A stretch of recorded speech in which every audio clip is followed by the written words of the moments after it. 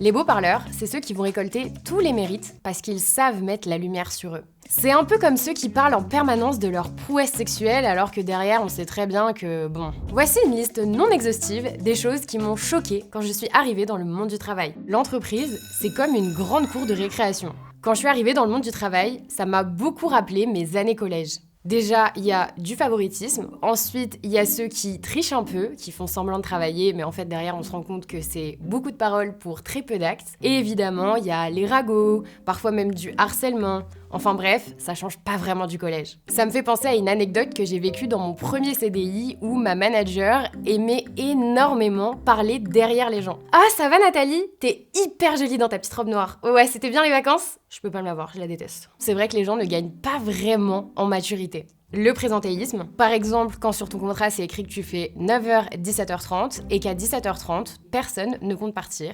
Et au moment où toi tu te dis que peut-être tu vas pouvoir enfin rentrer chez toi, on te regarde et on te dit « Mais t'as pris ton après-midi là ?» En fait, le problème c'est que je trouve que ça instaure un espèce de mythe que si tu restes plus longtemps, c'est que c'est toi le bon élève, alors qu'en réalité, normalement, ton travail, il est supposé être réalisable dans le temps qui t'est donné. Sinon, c'est soit qu'on te donne trop de travail, donc c'est pas normal, soit que toi, t'es pas assez efficace, donc c'est pas normal non plus. Le tabou autour de l'argent.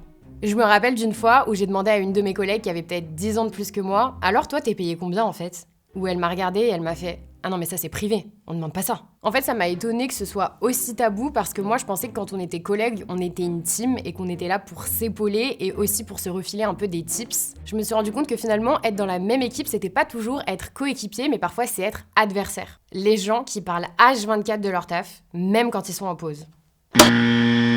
Ça c'est non, faut arrêter. Finalement, t'as jamais vraiment de pause si même quand tu prends un moment de répit, tu continues de penser et de parler de taf. C'est comme les parents qui sont obsédés par leurs enfants et qui parlent de ça H24, y compris de leur cacamou.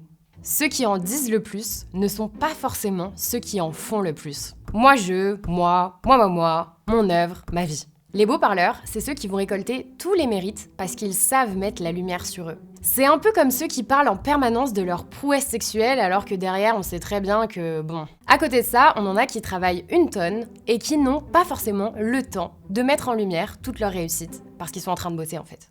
Dans mon ancien taf, il y avait un directeur de clientèle qui était dans toutes les boucles de mails et sur tous les projets. Au premier abord, t'avais l'impression qu'il était sur tous les fronts. Mais en réalité, quand on parlait avec lui, on se rendait compte qu'il lisait pas les mails, il était absolument pas au courant des projets. En fait, il était juste là pour faire joli. Et puis derrière, quand on allait récupérer des prix ou quand on faisait des posts pour féliciter les équipes, c'était lui qui était mis en avant. Alors que le mec n'avait littéralement rien fait. Ça foutait une rage.